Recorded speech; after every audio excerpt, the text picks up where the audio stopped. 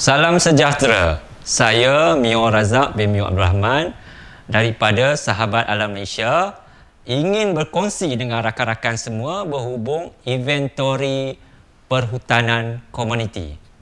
Tujuan kita mengadakan inventory ini pertamanya adalah merekod maklumat sumber flora tempatan. Apa yang dimaksudkan flora?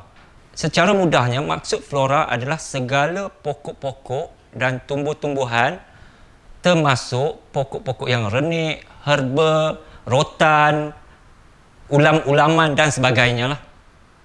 Keduanya, kita merekod maklumat sumber fauna tempatan yang saling berkait, berkepentingan dengan flora sedia ada, berkepentingan kepada penduduk setempat dan dikategori sebagai terancam dan endemik. Sebagai contoh paling mudah, beberapa spesies di Malaysia yang dikategori sebagai terancam dan endemik iaitu contohnya keruing paya, keruing padi, balau putih. Itu contoh antara pokok-pokok yang terancam dan hampir pupus. Begitu juga pokok-pokok endemik, spesies pokok yang endemik yang hanya terdapat di kawasan tertentu sahaja. Kita akan rekodkan sebagai contoh bunga Rafflesia atau lebih mudah dikenali bunga pakma. Apa yang dimaksudkan dengan fauna? Fauna itu meliputi segala jenis hidupan liar daripada mamalia besar seperti monyet, kijang, rusa, termasuk hidupan liar yang agak kecil seperti burung-burung, ular dan serangga-serangga. Itu yang paling kecil. Kita masuk kepada objektif kita mengadakan inventory. Objektifnya adalah sebagai satu medium rujukan penduduk setempat bagi tujuan perancangan sosioekonomi dan perancangan guna tanah di masa hadapan, walau bagaimanapun ianya bergantung kepada kesesuaian penduduk setempat. Sebagai contoh, tujuannya untuk digunakan merekod tumbuh-tumbuhan yang dimakan, tumbuhan yang digunakan untuk bahan pembinaan dan untuk tujuan upacara. Di samping itu, kita merekod hasil penanaman semula hutan. Contoh, berapa jumlah pokok yang hidup setelah projek penanaman semula. Kesimpulannya, objektif ini bergantung kepada keperluan dan keupayaan komuniti tersebut. Untuk melakukan kerja-kerja inventory ini, kita memerlukan beberapa peralatan khusus. Pertama, kita memerlukan peta topografi atau peta wilayah adat atau peta komuniti kawasan yang nak dilakukan inventory. Kedua, kita perlu ada alat GPS untuk menentukan kedudukan sesuatu tempat yang kita akan tanda. Ketiga ialah pita ukur yang mempunyai jarak 50 meter ataupun yang lebih baik lebih daripada 50 meter. Kemudian nombor 4 iaitu pita ukur diameter. Tujuannya untuk mengukur ukur lilit sesuatu pokok.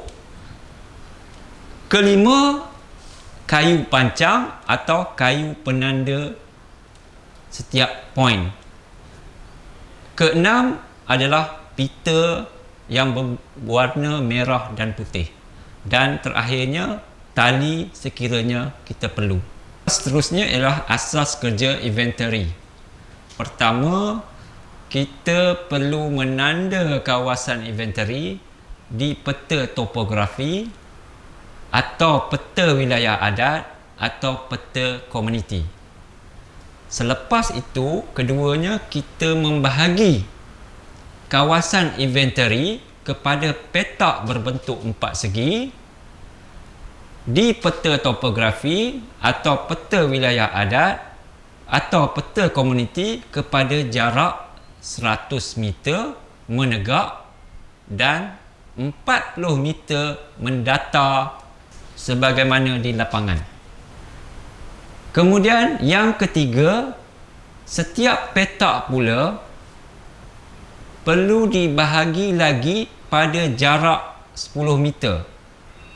Dan seterusnya, poin kerja inventory merekod maklumat sumber flora bermula secara menegak dari petak 1 pada jarak 10 meter di kiri dan kanan.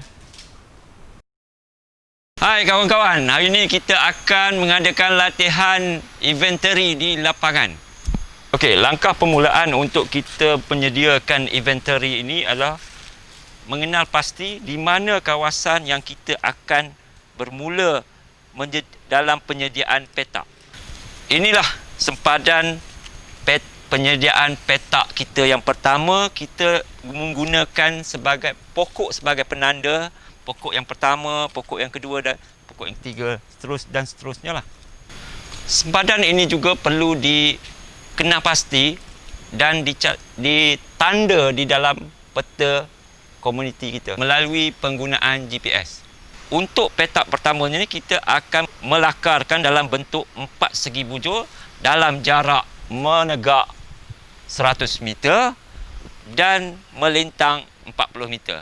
Okey, sebagai demonstrasi penyediaan petak di poin yang pertama tersebut, kita perlulah menanda dengan memacakkan pancang, atau sekiranya ada pokok yang benar-benar terletak di atas sempadan, kita boleh tandakan dengan tip berwarna merah putih.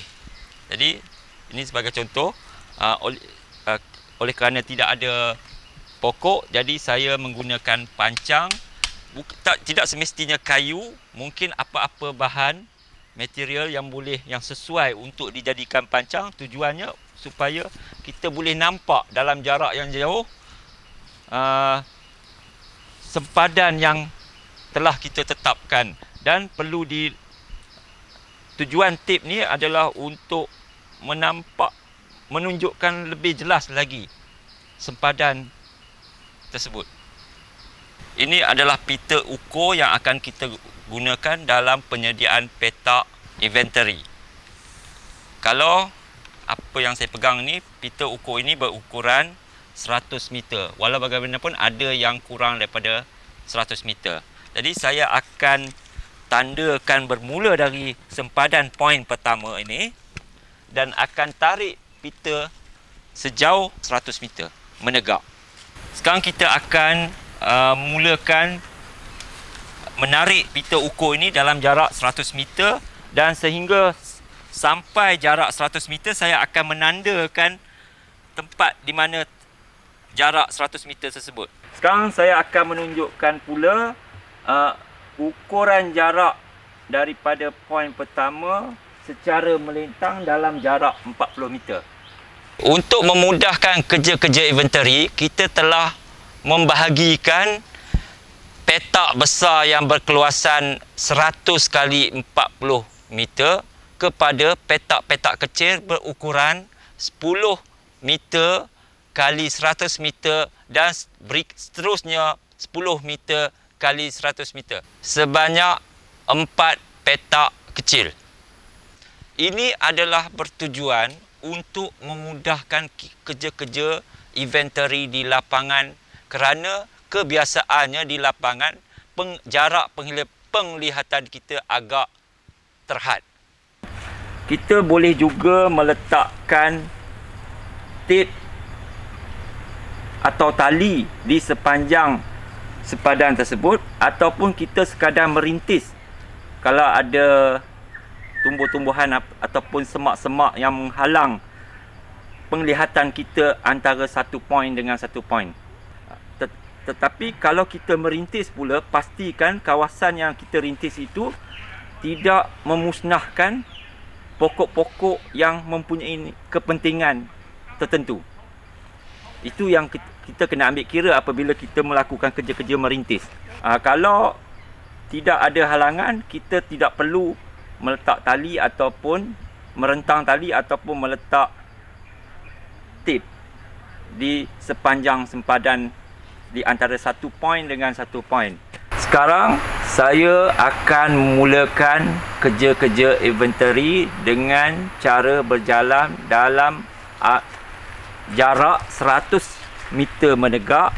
Saya akan melihat di kanan dan di kiri saya sambil merekod segala pokok-pokok yang ada. Di sebelah kiri saya telah ada satu pokok yang kita akan tandakan sebagai pokok pertama. Samping itu, kita perlu mengukur lilit pokok tersebut dan kemudian direkodkan dalam borang inventory yang kita sediakan. Bagaimana kita ingin mengukur lilit sesuatu pokok? Kebiasaannya kita mengambil pada paras dada orang yang mengukur tersebut. Saya berharap dengan adanya latihan inventory di lapangan ini dapat membantu komuniti untuk melakukan kerja-kerja inventory di kawasan masing-masing.